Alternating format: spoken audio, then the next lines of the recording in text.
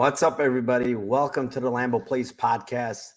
This is Narco Cop, and this is the episode number 36.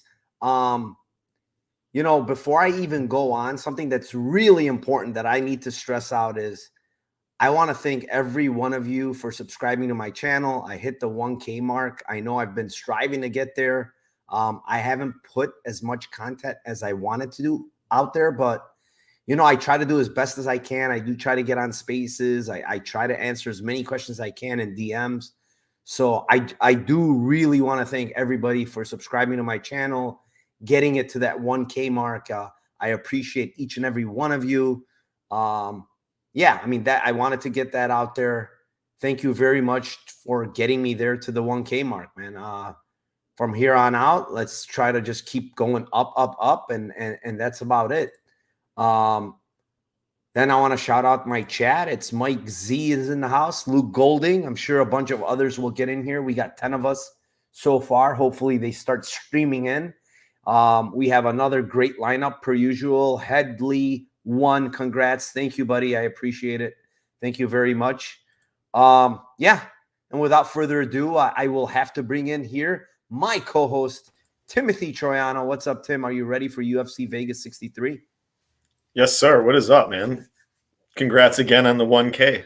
Yeah, man. You were part of that help. So you always come in here. You help me with that. So a lot of the help, a lot of that 1K comes from you as well. So I want to thank you personally for coming on this show always and co-hosting with me. So you're welcome. Thank you, Tim. I appreciate it. Let's bring in our guest this week. We have one guest, and it's a very sharp guy in the MMA Twitter space. It's Dagestan Poppy. What's up, buddy? How you doing? Are you ready for UFC Vegas 63? What's up, guys? Congrats on 1,000 subs. Well deserved. You guys put out great content. At first, I wasn't super pumped about this card, but after diving deep into it and looking through all the betting angles, I'm pretty excited for tomorrow. Awesome, man. I said kind of something like, I don't know, like, yeah, big cards are nice. They're good to watch. UFC 280, huge card, great. Like, yeah, great from a watching perspective. It's great, but most of the bigger cards, the lines are always more sharper. Like, they're going to be sharper because there's a lot more eyes on it. There's, the books are seeing the money come in. There's a lot more money being bet, so they know where the sharp money is. They move those lines and they move them accurately. The fight night cards, not really. Like maybe the main event, maybe the co-main event, but when you get into the bottom of the card, like, a lot of these fights still have a ton of value. There's a ton of, mismatched, prices on like subs, on knockouts, stuff like that, props. So we are here to tackle those props. For anybody that's new to the show, we're going to give you basically what we do is we go over every fight on this card, and each one of us will give you a plus 300 play or better on every single fight. So without further ado, we will start with the first fight of the night. It's in the bantamweight division. It is Joshua Weems versus Christian Rodriguez. And Tim, you can kick this first one off. Yeah, so Weems is coming in on short notice, and he's primarily just a grappler, wants to get the fight to the ground and try to sub people. Without that, he's very, very vulnerable on the feet. And I think that the Christian Rodriguez showed his defense, not only in grappling, but also defending, submissions in his last fight was stellar, moving up a weight class. So I kind of think that the first round is maybe a little bit closer. Maybe, I'm trying to say he doesn't get him out in the first round, hoping. And I'm thinking round 2, round 3 is not a bad look for C-Rod. I do think that if it does hit the ground that he could also sub Weems, but I'm just going to go general round 2, round 3, plus 550, plus 1,100. And I think he gets him out of there in the end of the fight. All right. Plus 550, plus 1,100 on C-Rod. I like it. I think he will, this guy looked pretty awful on the scales. He's taken this fight on 3 or 4 days notice. Don't mind that bet. Rips and Picks is in the house. What's up, buddy? He says you look like Kenny Pickett. from the Steelers. Dagestan, what do you have here for your Lambo play? Yeah, I think Christian Rodriguez is going to roll straight through this guy. When I watched the Fernie Garcia fight, I was not very impressed at all with Weems. I don't rate Fernie Garcia as even UFC level, and I just saw the way he was walking straight into the pocket and he melted Weems. I think that the pressure of Christian Rodriguez is going to be overwhelming here, and I think he's probably going to force Weems into some sort of bad shot. And we saw his guillotine game looked really slick in that fight against Pierce. So I'll take submission round 1 at 13-1. I think he's going to be dangerous there, and I'd be surprised if he didn't lock something up that looks promising in that first 5 minutes.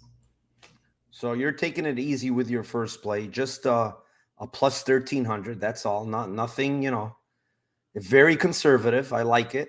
For me, I kind of agree with you. I think, Weems likes to grapple.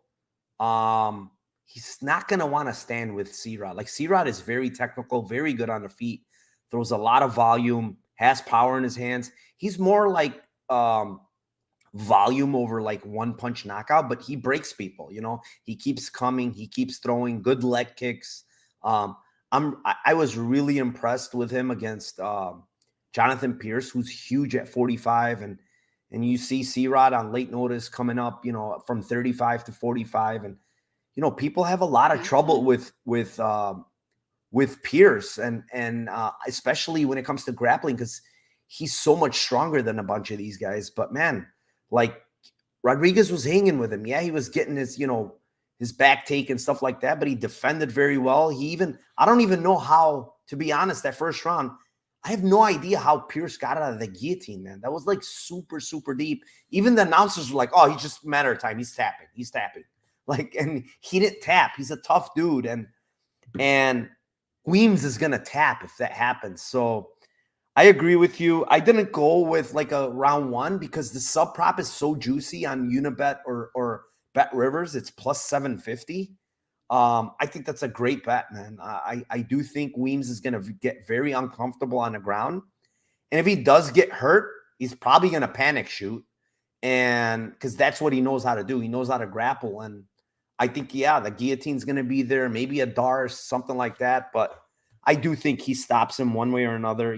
I love the plus 750. So that's what I'm going to go with. I'm going to go with Christian Rodriguez by submission, plus 750 to open up some violence on this card. Fight 2 in the flyweight division. It's Cody Durden versus Carlos Mota. And we will kick this one off to you, Dagestan. What do you have here? Yeah, I'm going to play a little contrarian over here. These are 125-pound guys, and the market's pricing this as though it's a sure thing that there's going to be a finish. And in that case, my Lambo is going to be Mota by decision. I think it's in the plus 360 range, something like that. I think Cody Durden's chin is actually pretty solid. We saw he took that knee from Makayev, and he looked like he was getting ready to recover before he got put into that guillotine. And outside of that, I haven't really seen him get rocked with punches too bad. I think he reacts fairly well to these shots. So I think the finish equity is closer to a 50% than the 65% that they're pricing it at. So I think all in all, that's going to look good down the stretch of this fight. And I think Mota's going to be able to stuff enough of the takedowns and get back up where Durden's going to probably tire himself out, where he can win rounds 2 and 3. We saw in the Gutierrez fight, Durden will go all out for that grappling in the first 5 minutes. And if he's not able to get you out of there, he's going to slow down, and the grappling output is not going to be nearly as much for the latter 10 minutes. So yes, the decision prop for Mota is my play. What line did you get, or what line is it? Do you have plus a line 360? Yeah, that's a pretty good play. Yeah, I mean, I could see, decision here because Mota's taking this on late notice, and he might try to take it easy, but I can't look past how, Durden goes for takedowns, but he makes mistakes when he's going for takedowns. He gets put in bad positions. He's been subbed, in his 3 out of the 4 losses, he's been subbed. Moda has 0 subs on his record, but the guy's a BJJ black belt. He knows what he's doing on the ground. Club and sub to me is very live. I mean, this guy hits extremely hard. His body work is what I really, really like. Like the way he digs to the body. Not a lot of people can take those body shots. And I do think that there's going to be a point where, again, you know, I think Durden makes a mistake going for a takedown, whether it be guillotine, whether it be maybe a triangle from bottom, which we've already seen. Who was it that did it to him? Jimmy Flick. And yeah, I mean, Jimmy Flick is a very good grappler, but I also think Carlos Mota, he just hasn't shown it because he loves to stand. He loves to bang on the feet. He's got very, very, you know, strong shots on the feet. So, but I do believe he's going to get grappled here some. And I want to take a shot at plus 1,200, man. Mota sub is plus 1,200. Dern's been subbed in 3 out of his 4 losses. This guy's a BJJ black belt. He knows what he's doing on the ground. Give me plus 1,200 on the submission prop for Carlos Mota. Tim. Yeah, I kind of come to the same conclusion that you do, that it's going to be more of that both of you guys do, that it's kind of more going to be a club and sub type of situation than just like a standing KO, even though Mota just murdered and murked his last opponent with standing KO. So I do agree, though, that Durden's been pretty durable and tough to get out in that fashion. But I do think that, like you say, he panic shoots and he makes mistakes. So I don't hate the submission plus 1,200. The submission as the fight goes deeper too. I think that you're going to see like more and more panic shots and worse grappling. So I love the sub alone is a great. It's just big enough number. But like if you want to get hairy on either round, like sub 2-3 is plus 2,800. That's pretty solid. But you know, I really like those numbers, plus 1,200, plus 2,800, cover both rounds, round 2, round 3. Yeah, I mean, I could see it a little later too as Durden tires. Only thing is, like, Mota's taking it a little, you know, taking this fight late. It's better just to go with the sub. It's just better. I just think if you want to get greasy, you can take another shot on a much bigger line. But Sean Orr is in the house. Mushrooms in the house. Prince of Mischief is here now. And he's saying, "What up, Philly?" Are you from Philly, Dagestan? No. Oh, I think he's talking about mushrooms. I think your points real quick. Mota also, he has subs in his amateur career. His professional career is only 9 fights, but we've seen he does have submissions in his amateur career. So it's not really out of nowhere. I mean, listen, when you look at it and the way, you know, Durden's been club and subbed, we saw it against Makayev. Why can't he get club and subbed here? Like, Mota hits very hard, so I could see it even here. So yeah, we'll move on. Fight number 3. It is at the 145-pound division. It is Chase Hooper versus Steve Garcia. And with this one here, like, Garcia, man, he almost fell off the scales today. This guy looked pretty bad at weigh-ins. He made weight, but man, this dude, like, it's weird because he's fought as high as 170. He's fought as low as 135. His last fight was at 55. Now he's fighting at 45, and it's clear that the weight cut is not good for him. You know, and, you know, I don't want to just talk shit about this guy because he is aggressive. He comes throwing big bombs. He hits, you know, fairly hard. And the only thing is he's too wild. He likes to give up his back a lot because he's so damn aggressive. He's overthrowing a bunch of times and getting himself basically in a body lock. And it happened against Luis Pena like 2 or 3 different times. That's a terrible look. Now he's facing a guy in Chase Hooper who, in my opinion, like, I was kind of low on early, but he's kind of grown on me a little. I think I was a little too, you know, a little too low on this guy based on how old he was. You know, he wasn't mature enough. You know, a guy he's just getting stronger now as he's getting older. He's 23 years old. Now he's, you know, this is going to be his 6th fight in the UFC. Looked, in my opinion, really good against a guy in Kolaris. Yeah, people talk shit about Kolaris, but we know Kolaris is tough, man. He's not easy to get out of there. And, you know, he got him out of there with ground and pound in the 3rd round. And I kind of feel like Steve Garcia is going to break here at some point. And I think the breaking point is probably going to be in the 2nd round. I took Hooper by submission round 2 plus 800. I mean, I have a Hooper submission bet as well. I think it's going to happen one way or another because Garcia just loves to give up his back. And I just feel like, you know, when he gave up his back against Luis Pena, this is a completely different grappler than Luis Pena as far as submission grappling. I like Chase Hooper. He's getting better. I think this is a tailor-made matchup for him, to be honest, and Steve Garcia. So give me Hooper submission round 2 here at plus 800. Tim, what do you got? Yeah, I mean, I think sub is the way to go. I do think he's dangerous with ground and pound, so I would be a little bit afraid of that.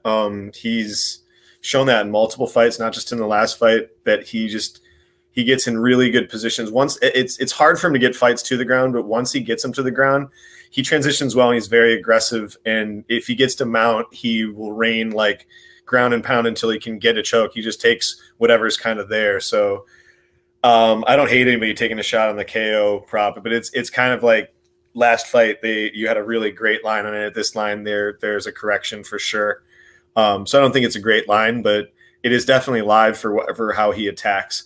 But I'm with you. I think the sub is live. I just because the Lambo play, I do think like early it could happen early, but it's not a good enough number. So, you know, if you're taking a shot on individual round and you wanted to go like round 1 or round 2, those are good. But if you combine them, it's not a good enough shot. So I'll take a shot at the later rounds, kind of like what you said, round 2, round 3. I think he for sure gets him out of there at some point. Like you said, the Pena fight was just hilarious because he got 0 takedowns, and I think he had like over 10 minutes of control. So it's just hilarious that he was in those bad positions against Pena. There's no way Hooper allows him to survive those positions, I don't think. So I think he gets him out. Hoping, like you said, round 2 would be nice.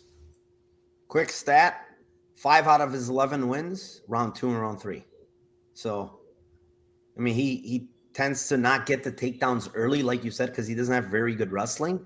But eventually he's going to get you. It's a smaller cage, which works in his favor.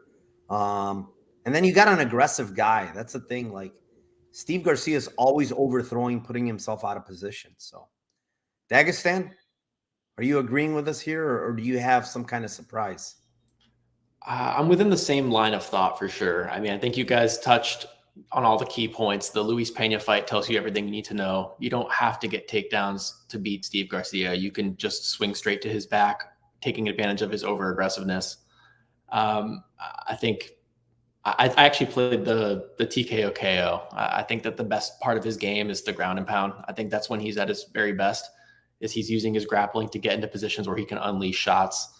And I think he's not going to have too much issue flattening out Steve Garcia. But I can definitely see what you guys are saying. It would not shock me in the slightest if he latches onto a neck and calls it a night. So, but yeah, he should roll here. He's also making great improvements fight to fight. Like, I'm sure we can all agree that in his last fight, he looked significantly better than any of his other performances before that. And it just comes with this age that he's at. We can expect every training camp he's going to make big leaps and bounds. Versus Steve Garcia seems like he's on the back end of his career. We just saw him get face planted by Mahashate. I think that the UFC is using him as a stepping stone here for Chase Hooper. That point, how many months ago was that? That was like 4 months ago, right? Yeah, he couldn't have been training all out even in that time. So totally, yeah. How he takes the first, like if he gets into a position on the ground and how he takes the first couple shots will be really interesting to see, even from ground and pound from him. See if he can just like shells up or what he does defensively. People in chat have a question for Dagestan. They're asking, they could be cousins. Are you cousins with Martian MMA by any chance? I don't know. We'll have to dig up the family trees. You never know. Uh-oh, Sean, there's your answer. Family trees, they might be cousins. Wouldn't be a bad guy to be cousins with because I really like Martian. He's my guy. Moving on, it's fight number 4. It's Joseph Holmes versus Jun Young Park. And Tim, you can kick this one off here. Yeah, I think Park is the favorite. Line, it could go even to like minus 250-ish, minus 300 in my mind. I think he's just way better fighter all around. He could win this fight in every way. He could win a decision. He could win by KO. He could win by submission. I tend to lean that he's going to win inside the distance. Jamie Pickett was, taking Holmes to the breaking point. And I think that Park, if he's smart, will take that same approach and try to strike and try to get in close, but try to push, get some cage push and get some grappling going, get some takedowns going, and look to just grind him out and tire him out. And I think rounds 2 and rounds 3 for Park look good. 8.5 to 1 and 12 to 1.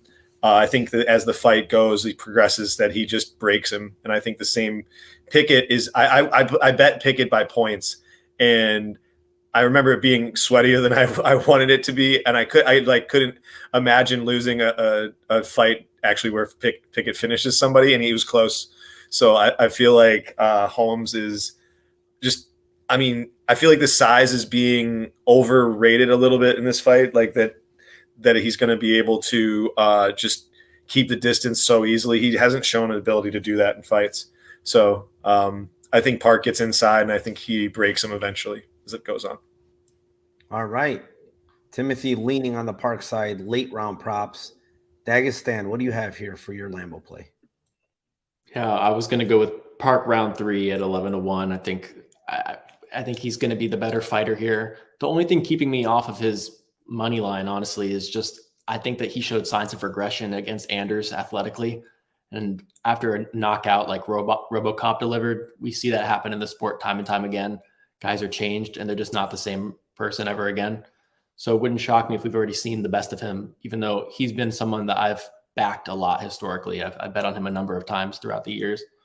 But in this circumstance, I had to stay away from his money line. But as you said, he should be the better fighter everywhere. He should be able to land takedowns. He's the cleaner boxer for sure, technically. His durability historically has been good. But again, that could change at any fight at the snap of fingers. So I think at 11 to 1, though, that's enough to cover your risk with Park. And I think that's a good chunk of his win equity is late. All right. So he's got the Park late round KO or late round props. Sorry. I tend to agree, man. Joseph Holmes, he looked pretty bad against Pickett, man. I'm not even counting the Alan Embadovsky fight because that guy is a complete bum. But Jamie Pickett, man, like, dude, that look after, a round and a half, he looked like he needed oxygen. He was dead tired. He almost got stopped in that fight. Like Tim said, like it was getting very hairy, and like Pickett is not really a finisher. I know when you look at Park, like, yeah, he doesn't have a lot of finishes in the UFC. I don't think he has any, but I think the guys he's fighting are a lot more durable. Anthony Hernandez's, Marc-Andre Barrio, John Phillips, a guy that's not, I don't think ever been knocked out. Like, yeah, you could choke him out, but guy's a blockhead. Eric Anders, tough, durable dude. Gregory Rodriguez. He had Gregory Rodriguez on skates. That fight could have ended with Rodriguez losing by KO in that fight. And, somehow Rodriguez landed a bomb and got him out. But I just think there's levels to fighting. And I think Joseph Holmes is a tier or two below Jun Young Park. And so with that being said, like, I'm not going to pick around. I do like the late round props. You guys already gave them. I just like the KO. The straight KO for me is good enough. I think he knocks this guy out. It's plus 600 on Bet Online. I don't know why there's like huge difference between DraftKings and Bet Online. It's plus 350 on DraftKings, plus 600 on Bet Online. So I know Bet Online is the sharper book, but man, there's a big discrepancy, and most of the square books have it a lot lower. So maybe Maybe Bet Online knows something that the other books don't, but I like the plus 600.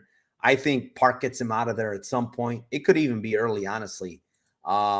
Joseph Holmes is just not very good defensively either. So he gets hit a lot. And like you guys mentioned, I think Park is the cleaner striker here. So give me Park by KO plus 600.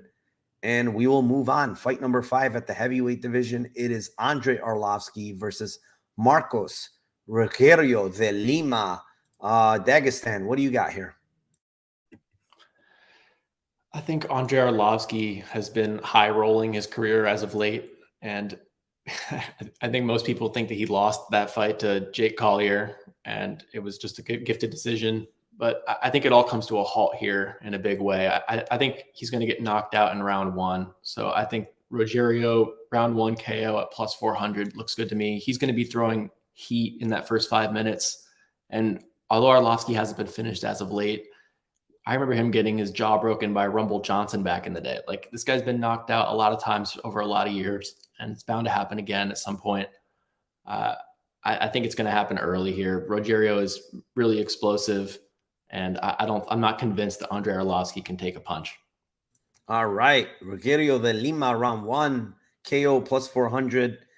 I'm on the opposite side. I'm gonna stay on this decision train of Andre Arlovsky because it's something, if it's not broke, don't fix it.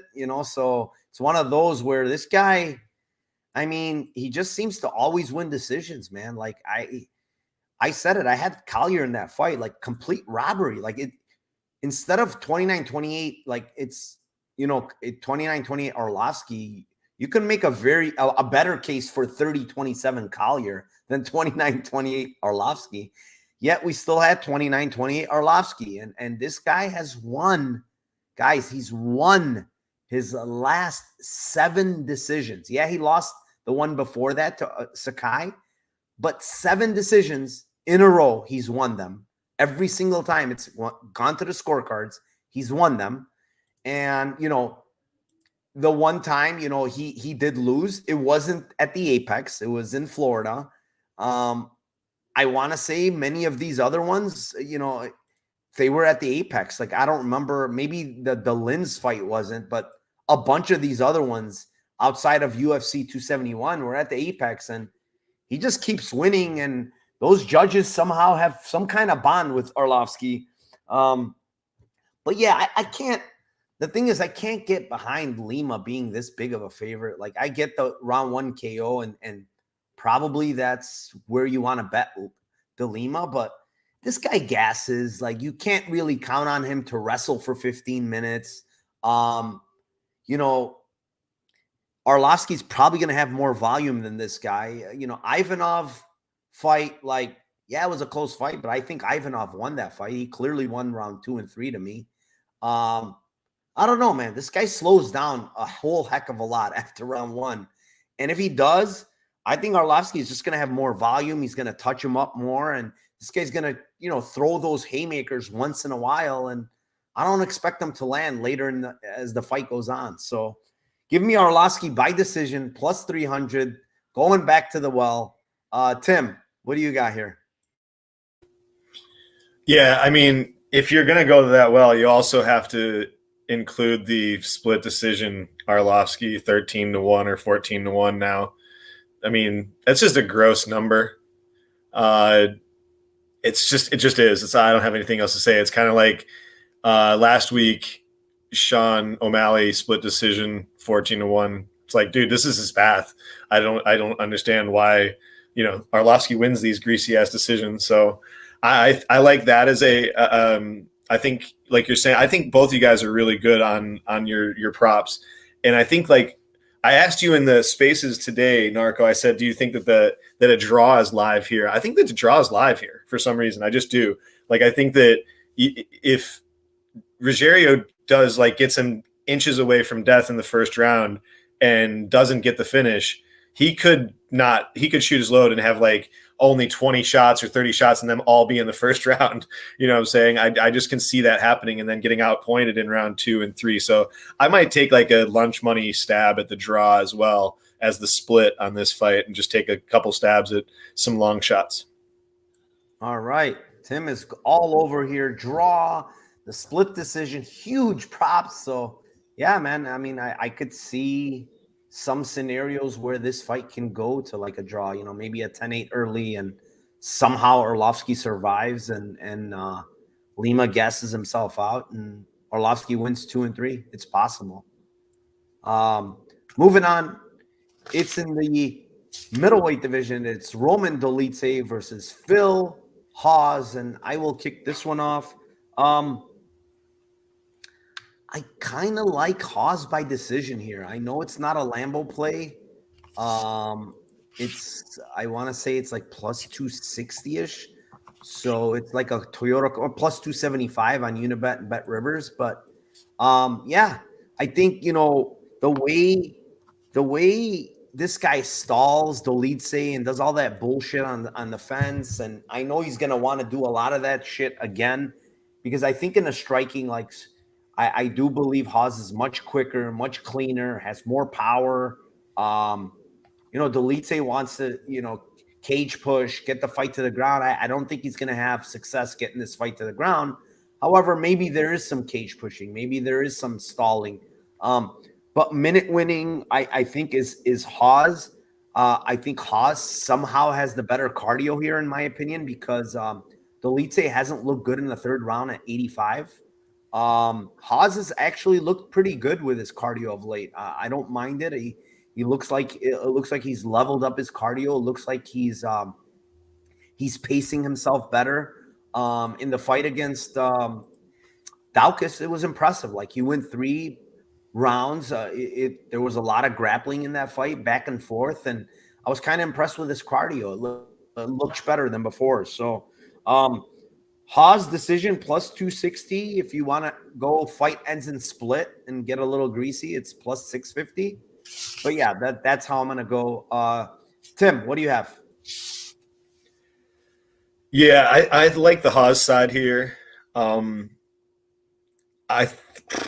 I do agree with you that my a higher percentage thinks that it ends by decision, but I just think that like you've been saying, like I think the stand up is just a significant Hawes advantage, and I don't think that like anybody that's requires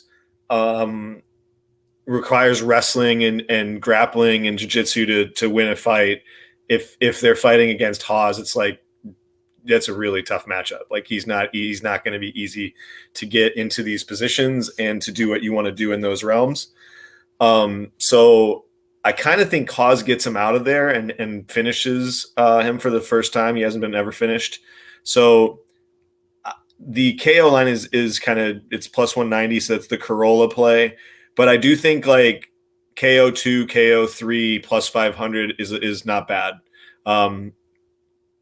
I just kind of I'm not saying that it's going to be like, I kind of see what you're saying. Like it could be the first round, he's just piecing him up a little bit. And by the second and third round, if he's not getting takedowns, that he's going to be lighting him up. So I'll take KO 2-3 at plus 500.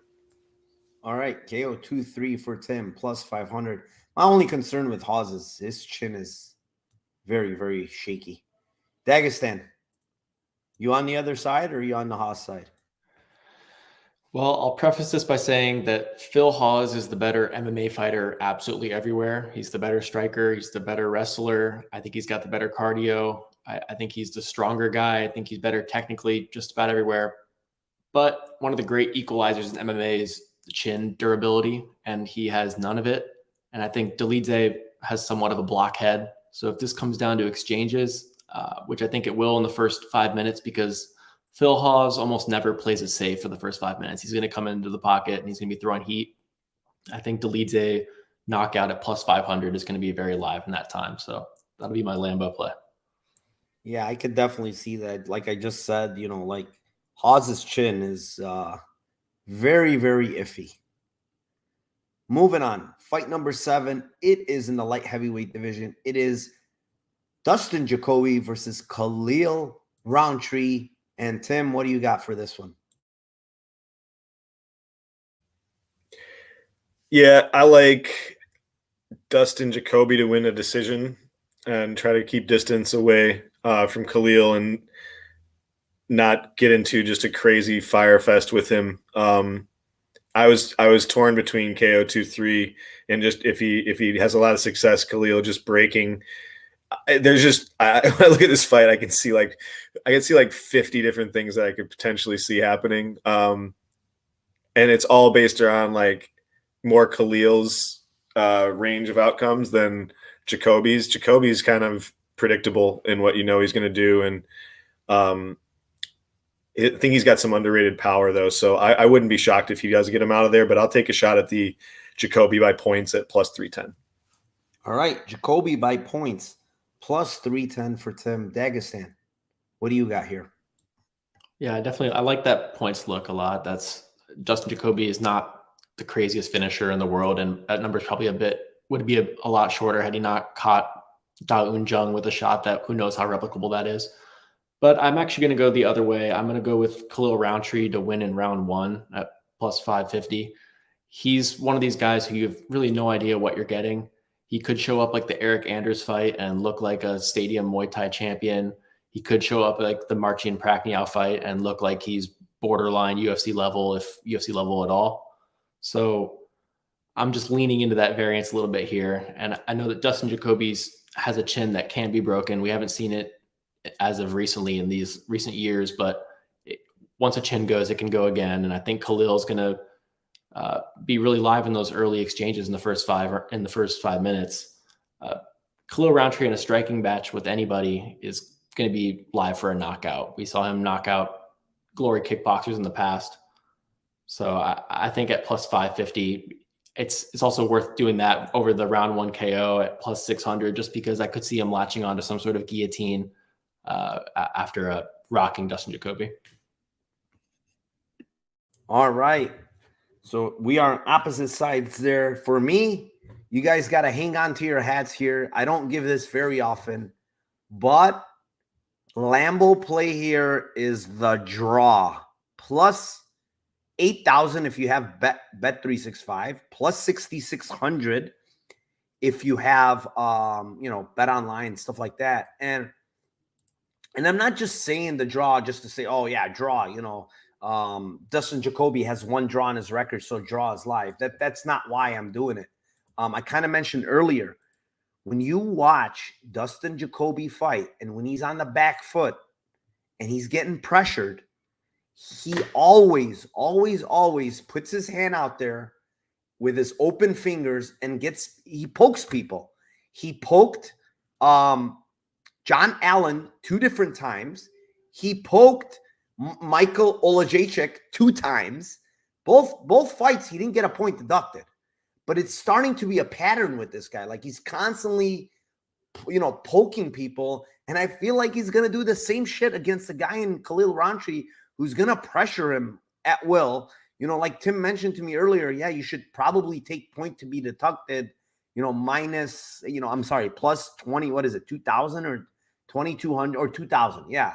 So I'm probably going to play that as well. But I just feel like that might happen here, man. And if that happens, the draw is very, very live. And I'm going to play it, man. It's plus 6,600.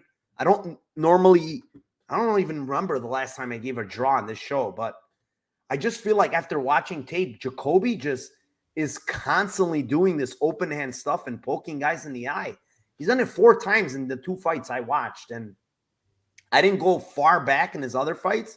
I'm sure he's probably done it again before. And it's just a habit of his as a kickboxer. He's constantly poking forward and poking these guys. So draw plus 6,600. That's my Lambo play here for this one. And if you want, you can take the point to be deducted at plus 2,000. Yeah, those are must play correlations. When you do the point to be deducted, anytime that you feel that somebody fouls a lot, you have to bet the draw on those fights because it happens so often that that just breaks down exactly the way that you said. So I love, and you have a 21. If you're greasy enough to take a shot at 21, why not 50 and 80 to 1, right? Yeah, it most likely doesn't happen. I mean, let's be honest. That's why they're astronomical odds. But listen, I've seen it on tape more times than once. Do you guys think that this fight, if it goes, that there's a potential that Khalil could win or in one judge's mind, and that this might go split, or do you think that this is a clear, because ends in split, the split lines are ridiculous. Ends in split is plus 850, split Jacoby's 14 and split Khalil's 18-1. Go ahead, Dagestan. I like that. I could see Khalil Roundtree definitely keeping this fight super close, especially the first 7.5 minutes for sure. So yeah, I think it's definitely live. Yeah, I do think it's live. Like, you know, probably he wins round one. I don't want to say he will for sure, but you know, that's when he's most dangerous too. And I mean, he looked in amazing shape today. I don't know, you know, maybe he's training harder, maybe, I don't know, but he looked in great shape. He's always in great shape, you know, physique wise, but he looked thicker. He looked good, man. Yeah, I mean, that it could be live for sure. Moving on, fight number 8, middleweight division, Tresean Gore versus Josh Fremd. And we will give this one to you, Dagestan. What do you have here? For my personal bets, I really like the unders in this spot. Like, I think the under 2.5 is a really good look. I think these guys are going to scrap, and Tresean Gore is going to step into the pocket fairly recklessly. And I think there's also a cardio dynamic that favors Fremd, where he could potentially finish late, and Gore has that early finishing equity. But for my Lambo play, I'm going to go with Fremd round 2 plus 600. I just think he's going to push a real hard pace in this fight, and I don't trust Gore's durability at all. That shot that put him out against Brundage was, not the most hellacious shot we've ever seen, and it put him on his butt. So I think he's going to continue to push forward in this fight and then gas himself out, and then in round 2, Fremd's going to take over and finish the fight. All right, he is on the Fremd side, round 2. For me, I'm going on the opposite side. I'm going on Tresean Gore by KO plus 350. You know, I do see what you're saying with the knockout. It didn't look good. I mean, I heard an interview of his. Whether it's true or not, we don't know. You know, they're just interviews, and I don't want to take much from the interview. I'm just going to tell you what he said. He said he cut 21 pounds in 2 days for that fight. He said his mom had diabetes. She had her leg cut off. He was smoking weed the entire camp, like day and night. He said, I was smoking weed. I was addicted to weed. And that's why, you know, he had a rough weight cut. Like, you know, he was smoking weed, eating probably a bunch. And, you know, come fight time, you know, he had to cut a bunch of weight. And supposedly he said after he got knocked out, when he talked to the doctor afterwards, he said, you know, why was I, like, every punch was hurting me and I was getting rocked. And the doctor told him that, you know, you didn't hydrate well and you didn't have enough fluid in your brain because of the tough weight cut. Your hydration process wasn't good. So he said this in an interview. He said, he's now actually training at Lima Brothers and Fortis. He did back and forth for this camp, which is, you know, Fortis, I think, is a good camp to be at for him. You know, I think the guy was, you know, to be honest, prior to, you know, even the battle fight, like prior to that, like, guy has a lot of talent. He's got very good striking, has very good power. You know, Brian Battle, you know, just toughed it out. Some of those, he hurt him pretty bad. And he toughed it out and won a decision. The Brundage look it came out of nowhere, like, because Brundage is not even known as a big striker, you know, and he knocked him out pretty bad. However, you know, when you watch Fremd, I think he's a very tough guy. He's durable. I don't think he has like a chin problem, because some people seem to say he has a chin problem. I don't think so, because Rodriguez landed bombs on this guy, and he landed a bunch of them before he had to get him out of there. The problem with is like, he leaves his chin out there all the freaking time, and he got dropped against Vellante. You know, he got hurt badly against Rodriguez. And I just think Tresean Gore is such a sniper that I think he's going to touch the chin here. And I think he hits very hard, to be honest. Gore has heavy hands. I think he's going to get a knockout here. It's plus 350. You know, if maybe Fremd decides to grapple and get this fight to the ground, but I think Gore has pretty good takedown defense for the most part. Maybe later on, I could see it. I think as they're fresh, it's going to be tough for Frem to get takedowns. Tim, what do you got? Yeah, you hit the nail on the head. I think as the fight goes, the takedown might be more there for Fremd. And as that happens, as the fight hits the ground, I think that he has an edge jiu-jitsu wise. So I'll take a stab at a plus 900 on DK, Fremd by submission. I think that both of you guys hit a lot of the major points. I think that the KO against Brundage is just a terrible look for Gore. I think I'm just not been impressed at all by Gore at all so far. And I feel like Fremd was super impressive against Fluffy. I had violence bets against Fluffy or for Fluffy, and he usually just breaks dudes. And Fremd's defense there was really, really good. His heart was really, really good. He took some shots. He defended submissions. Just was constantly under a barrage from him. So I'm way more impressed with his heart and tenacity in the fights to just to bet him as a side. I'm not betting him, but if I were, I can't get myself to bet Gore. So yeah, I do think this fight hits the ground at some point and submission 9-1. And then I don't mind the as you said, like later on as the fight goes, like sub 2, sub 3 is 1,700 on FanDuel. So yeah, they're both really good lines. Yeah, I mean, I could see that. I'm not like a huge like Tresean Gore proponent here, because I think the later this fight goes, it's going to favor Fremd.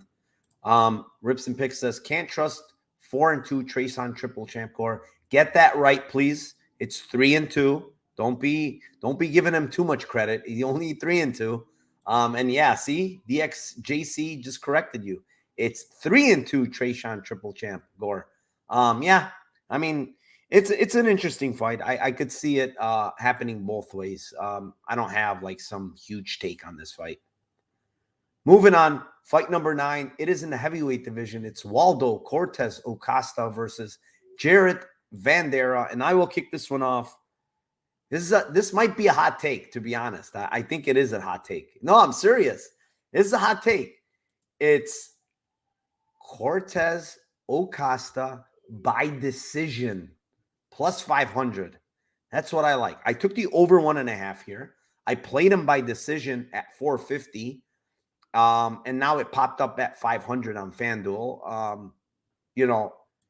Honestly, like Vanderaa a blockhead. Like, I don't care he got knocked out against Sherman late in that fight. I mean, it was like a barrage of punches. I can see Ocasta knocking him out early, but the later this fight goes, I think it's going to be less and less.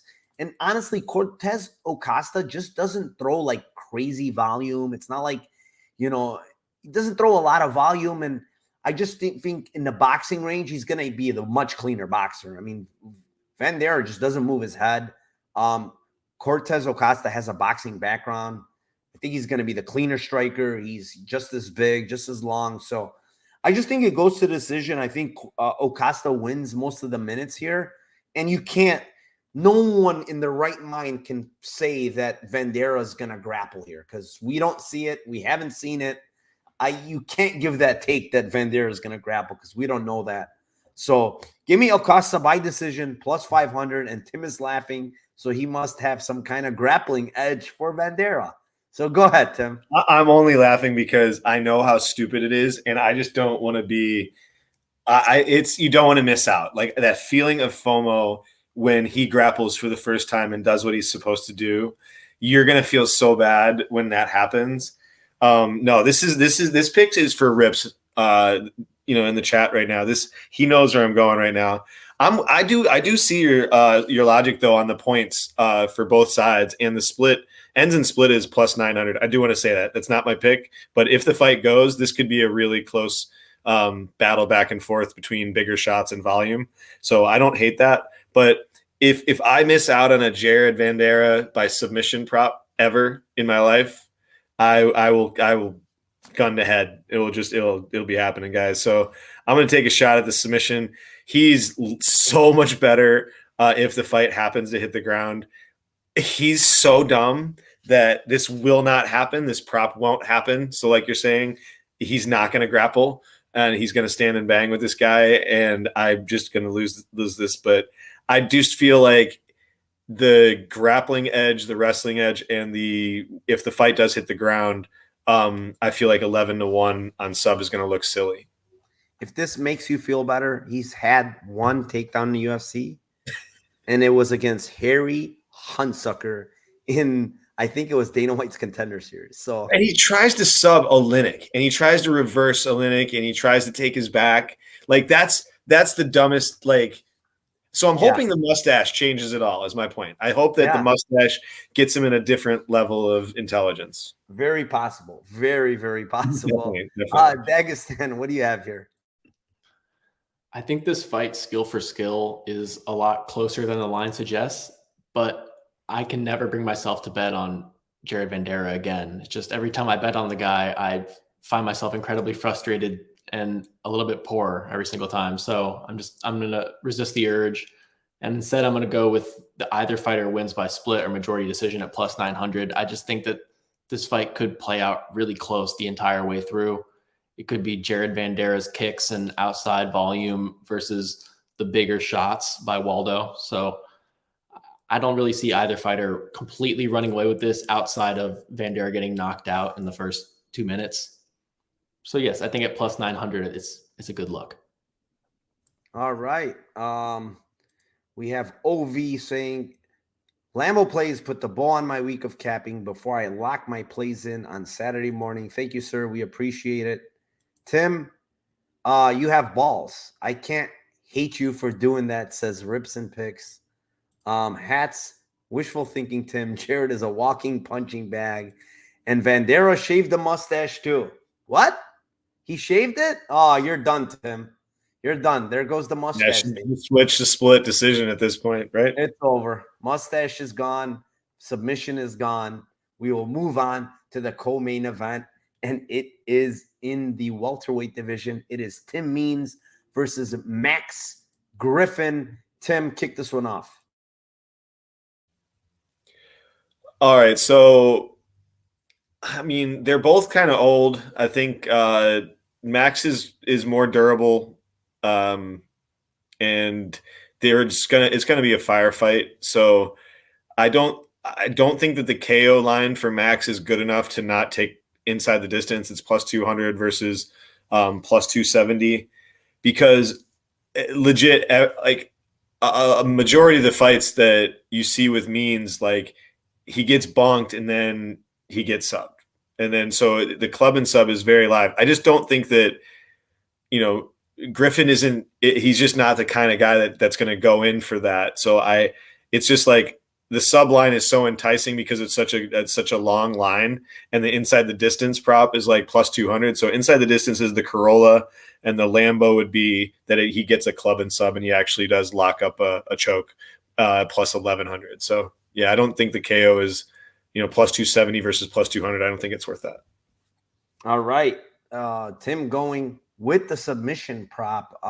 Yeah, I mean club and sub. Did we not see that? And I actually had that play. I called exactly the club and sub with Holland there, and he got it for us. Dagestan, what do you got here?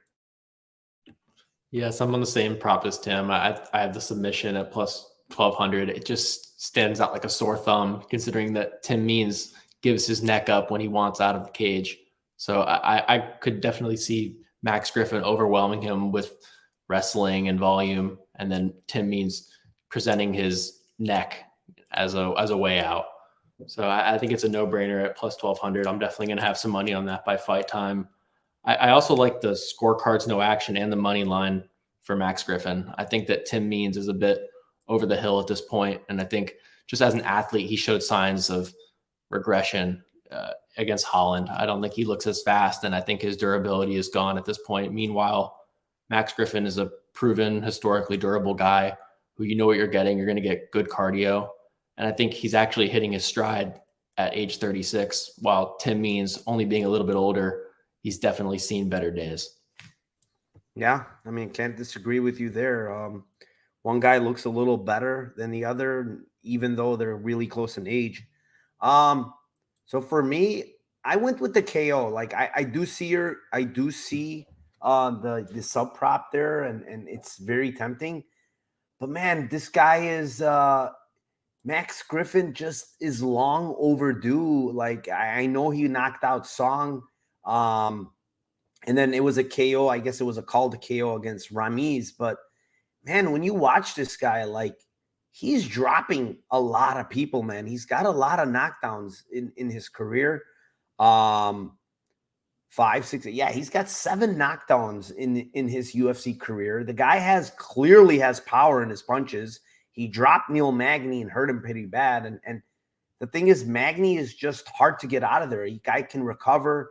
He's way more durable, in my opinion, at this point than Tim Means. One thing you mentioned, Dagestan, Means looks slow to me, man. And I think Griffin can land the big one on him, to be honest. He throws with power. He has power in his hands. We see it with all the knockdowns. You know, I know the line is not as good as I want it, but it's there for a reason, man. It's plus 300 on Bet Rivers and Unibet, and it's there for a reason. I think it's low because I do feel like they kind of see the same things we do. Like Means is slower. Means durability is going. Max Griffin actually hits hard, you know, even though his record in the UFC does not show it. I think he's going to get him out of there with a knockout, and it's plus 300 if you have Unibet or Bet Rivers, you know, plus 275 other spots. I think it's a good bet, man. I am on his side. I think he finishes this guy. Maybe club and sub as well. It is live. I just think he finishes Means. Means going to be aggressive. It's a smaller cage. And Max Griffin's just going to throw. It's not like he's going to be intimidated or scared. So, yeah, I mean, this fight, what fight doesn't go here? Like, yeah, it's plus 120. Let me see what I have here. I have 2 units at under 2.5 at plus 150 and plus 140. I think there's violence here, guys. It's a small cage, you know, probably most likely it's going to be Means, but I mean, Means comes out and he throws, and he's going to try to get you out of there as well, which is going to cause chaos. So, yeah, I like violence. I like it on the Griffin side. So Griffin KO plus 300 is my Lambo play. Before moving on to the main event of the night, there is 45 of you in here. Thank you very, very much to each and every one of you. We hit the 50 mark, but somehow we got 4 or 5 that just dropped really quick. But thank you very much, guys. I really appreciate it. If you could please do me a favor. Now it's more important than before. Hit the like, comment on my videos, subscribe to my channel. It all helps me. It helps the algorithm. It helps these videos. It helps my channel. So, yeah, not much more to say. Again, I really appreciate you guys. Thank you very much. And we will move on to the main event of the night. It is in the featherweight division. It is Calvin Kattar versus Arnold Allen. And we will kick this one off to our guest, Dagestan. What do you have here for your Lambo play? I think Kattar late round props are auto bet in this situation at 29-1 in round 4 and 34-1 in round 5. I think that we know that he builds over 25 minutes. The most output you're going to see out of him is in that last 10-minute span. We saw against Josh Emmett. He was dropping Josh Emmett in round 4. He won round 5 on the cards. Meanwhile, you look over at Allen, and he's been losing round 3 or splitting round 3 on the cards in a lot of his UFC fights.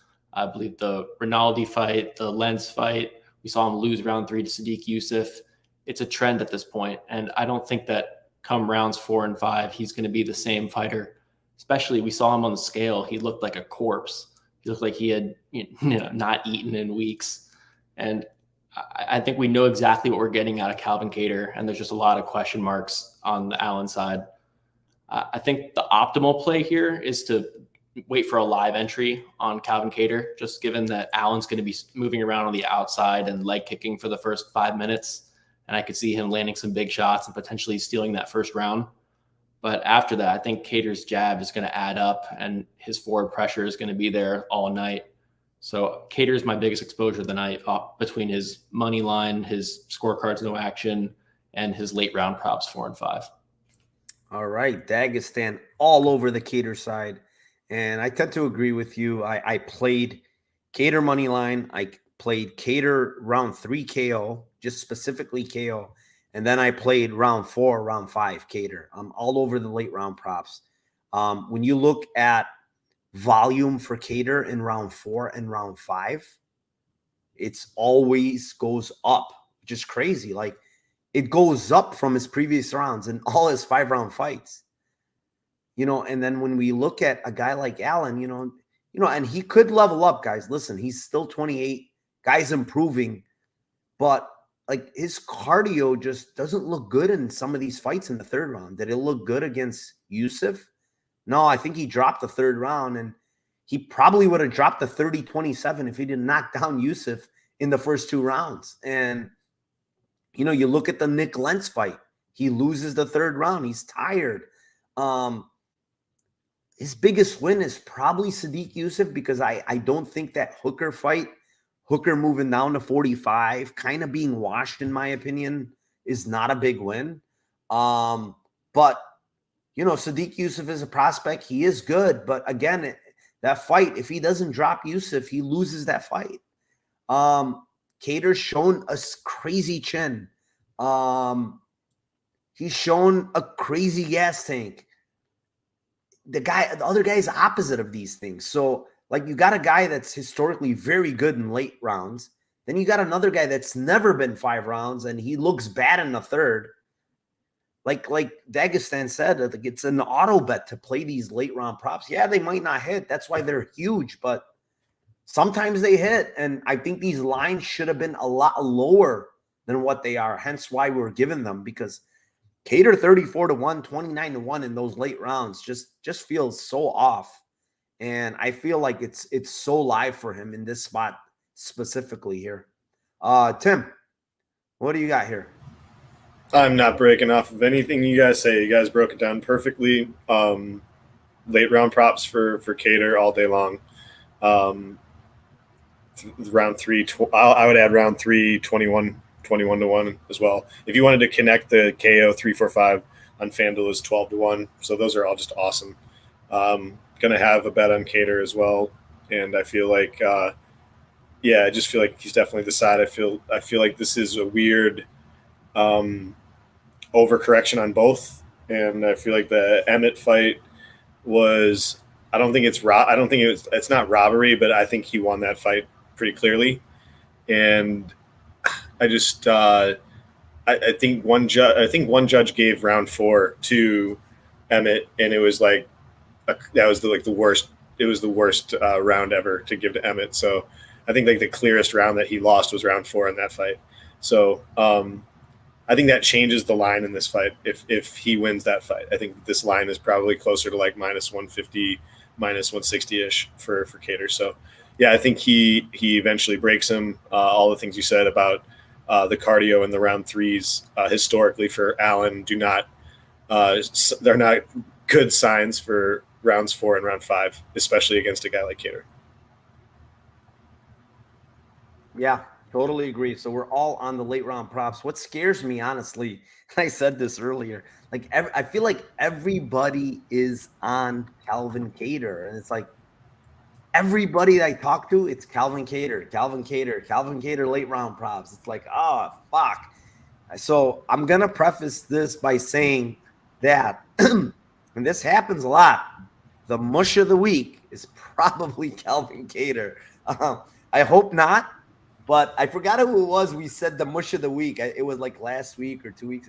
We called mush, and sure enough, he was the mush of the week because everybody was on him and he didn't come through. But yeah, I mean, that's all 11 fights. We don't have a big card here, but I'm looking forward to it. I think the card is pretty impressive.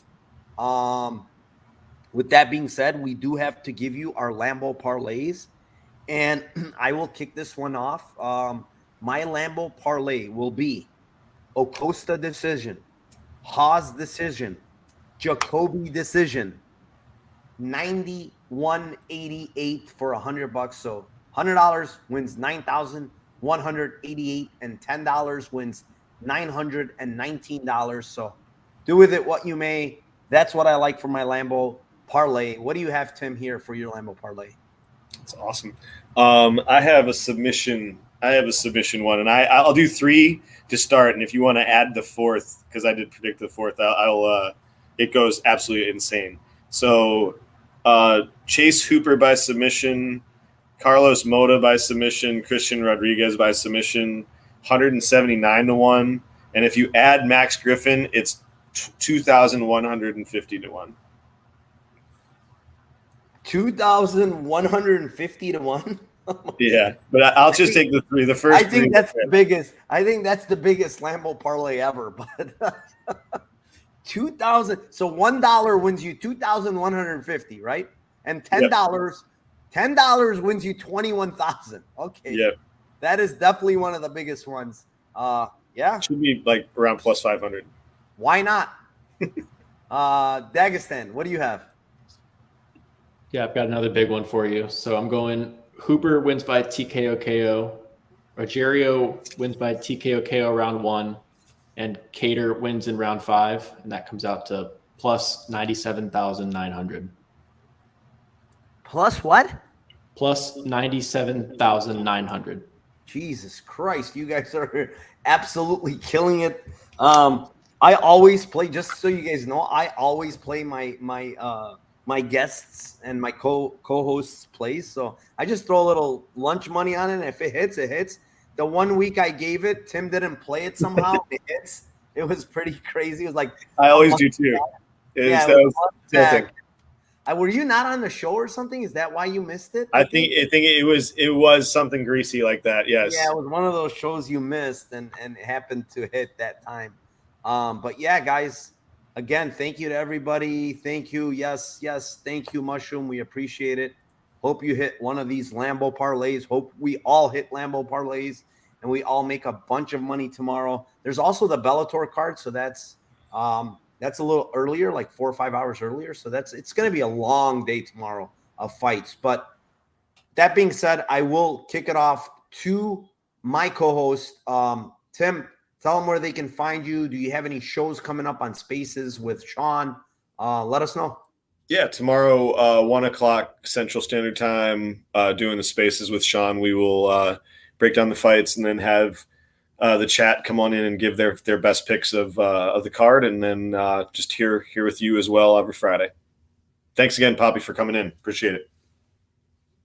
Awesome. You can find them tomorrow with Sean Orr. Great Spaces. They always do, and they break down the whole card. That's awesome. Dagestan, where can they find you? What do you have on the ledger? I know you're on Spaces a lot with VB. Let us know. Yeah, if you want to follow me on Twitter at Dagestan Poppy, I'm always posting my bets on there, and I'm always in Spaces talking through fights and while I do my tape study and whatnot. So my DMs are open as well. So I'm always down to talk fights. Awesome. Thank you for coming on, Dagestan. We appreciate it. I know everybody in chat appreciates it. And for me, guys, you can find me on Twitter at NarcoCop. We will be doing a live Spaces tomorrow for the UFC Vegas card per usual. Last week was absolutely fire for the live bets. I mean, we smashed a bunch of live bets last week. It was a great time. We will be going live again tomorrow. I think I'm going to start it a little early. I'm going to start it for the Bellator card. Maybe not at the very beginning, because then it's going to be too long of a Spaces, but I will start at some point for that Bellator card, and then we will move on to the UFC. So catch me on Spaces tomorrow with my co-host, UFO Martian. Great guy, also a great capper, and he's a great live bettor. So he finds all the good spots. I know Dagestan's usually in there. Tim's always in there. So join us tomorrow. Thank you to everybody in chat, and let's cash some tickets tomorrow. Let's go.